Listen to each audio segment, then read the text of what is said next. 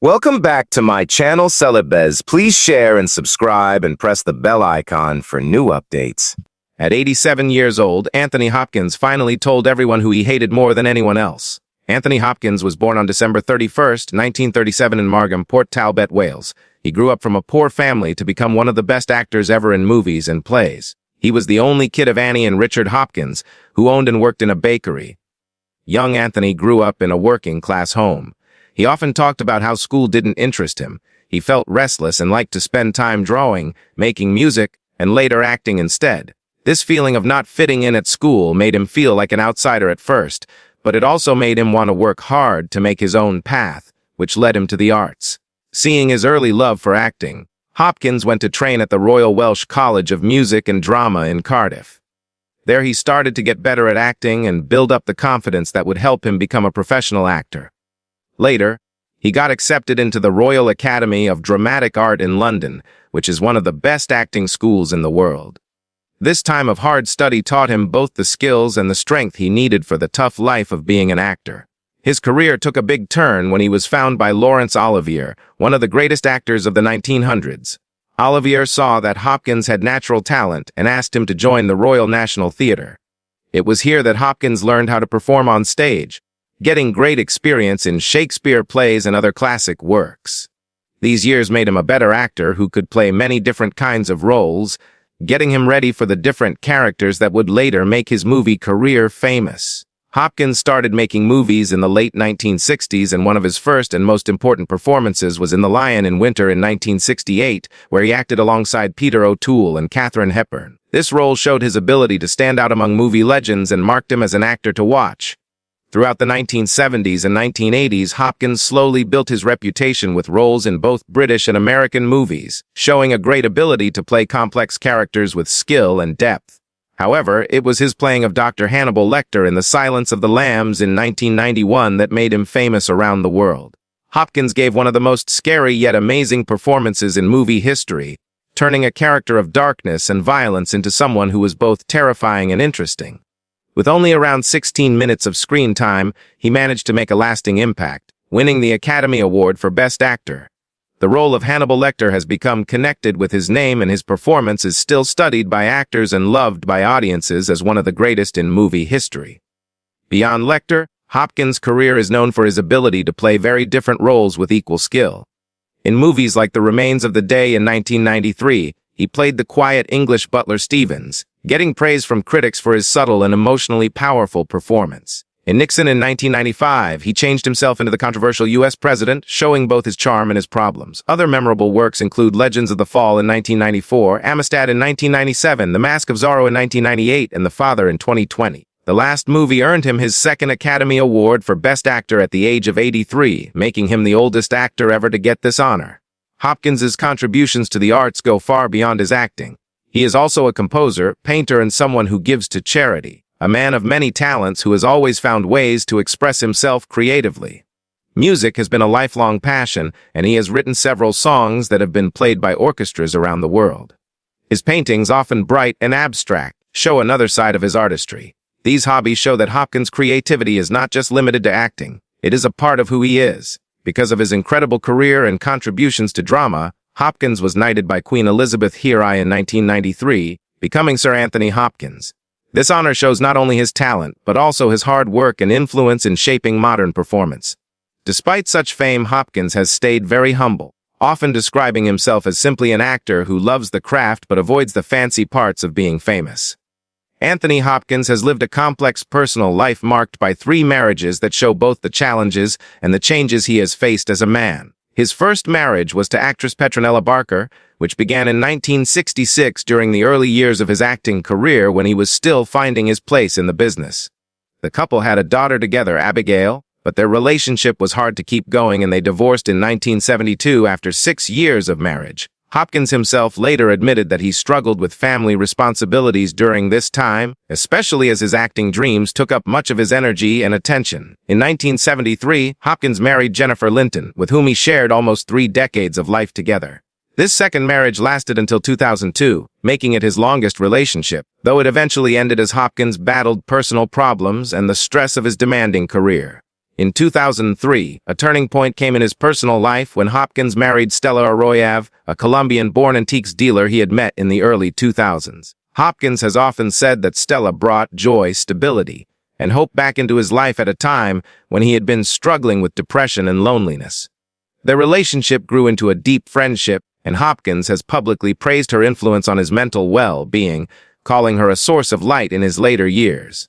On Christmas Eve in 2013, to celebrate their 10th wedding anniversary, the couple marked the occasion with a special blessing service. The service was at St. David's Cathedral in St. David's, Wales, a meaningful gesture that showed both their bond and Hopkins' connection to his Welsh heritage. Despite the happiness of his later marriage, Hopkins' relationship with his daughter from his first marriage has stayed strained. The two have been separated for many years, and Hopkins has spoken honestly about their lack of contact.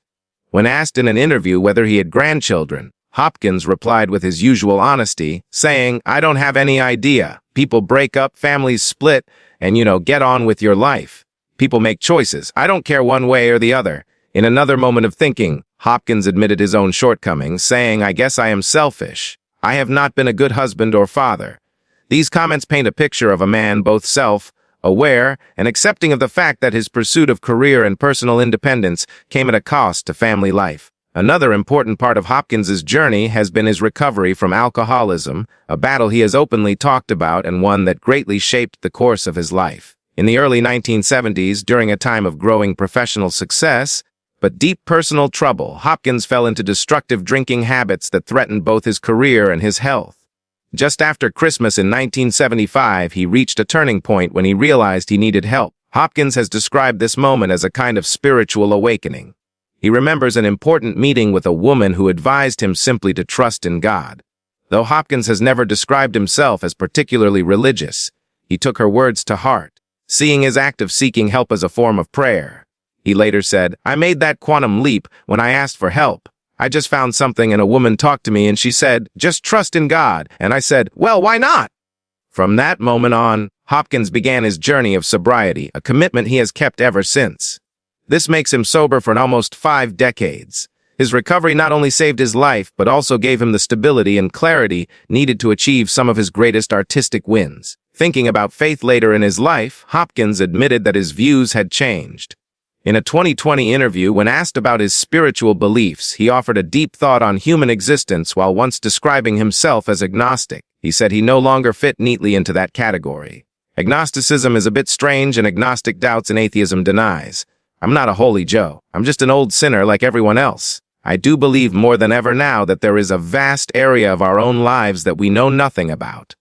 As I get older, I can cry at the drop of a hat because the wonderful, terrible passion of life is so short. I have to believe there's something bigger than me. I'm just a microbe.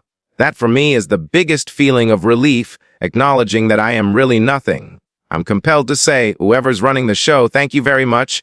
These words show the deep humility and sense of perspective Hopkins has gained with age, combining his struggles with addiction, his recovery, and his thoughts on life's shortness into a worldview that is both grounded and spiritual. Beyond his marriages and his battle with alcoholism, Hopkins has also made big personal changes in other areas of his life. For many years, he was a heavy smoker, but he successfully quit by following the Allen Carr method, a program that focuses on rethinking one's relationship with cigarettes rather than relying on willpower alone. Quitting smoking was part of a bigger commitment to his health. In 2008, Hopkins started a tough weight loss program to improve his physical well-being. By 2010, through a disciplined plan of diet and exercise, he had lost an amazing 5 stone 10 alabas 80 lalis or 36 kg, a change that greatly improved both his energy and his outlook on life.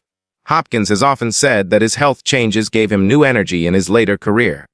In addition to these lifestyle changes, Hopkins revealed in 2017 that he had been diagnosed with Asperger's syndrome 3 years earlier. He explained that he was considered to be high-end on the spectrum, meaning that while he experienced certain challenges, he also benefited from heightened focus and creative intensity. Far from viewing this diagnosis as a limitation, Hopkins described it as a source of strength, noting that it gave him a unique perspective on the world. In 2020, he went further, calling it a great gift. Actually, for Hopkins, the diagnosis provided insight into both his creative genius and his sometimes difficult personal relationships, helping him to better understand himself and the way his mind works. At 87 years old, Legendary actor Anthony Hopkins, a man whose career has lasted more than 6 decades and who is admired across the world for his unforgettable performances, finally decided to let the world in on a secret he had kept close to his chest for much of his life. Hopkins, known for his calm dignity, razor-sharp intelligence, and ability to transform into some of cinema's most complex characters, rarely speaks openly about his personal grudges or dislikes. He has always carried himself as a professional who values his craft above gossip. Yet, in a surprising and deeply honest moment, he broke this pattern and openly confessed who, out of everyone he had ever met in Hollywood, he truly hated more than anyone else. His answer was both shocking and fascinating: Shirley MacLaine. Hopkins did not make this revelation lightly. At his advanced age, with an Oscar-winning legacy firmly established and nothing left to prove, he seemed to feel the freedom to speak honestly in a way that younger actors often cannot. "I have worked with many people in this business," Hopkins said, his voice carrying both a sense of reflection and resolve, "and most of them, even if difficult, I could at least respect. But Shirley MacLaine was different. I never could stand her." His words were blunt, stripped of the usual politeness or diplomatic phrasing one might expect in Hollywood. They cut through with the same intensity that Hopkins often brought to his roles, leaving little doubt about the depth of his feelings.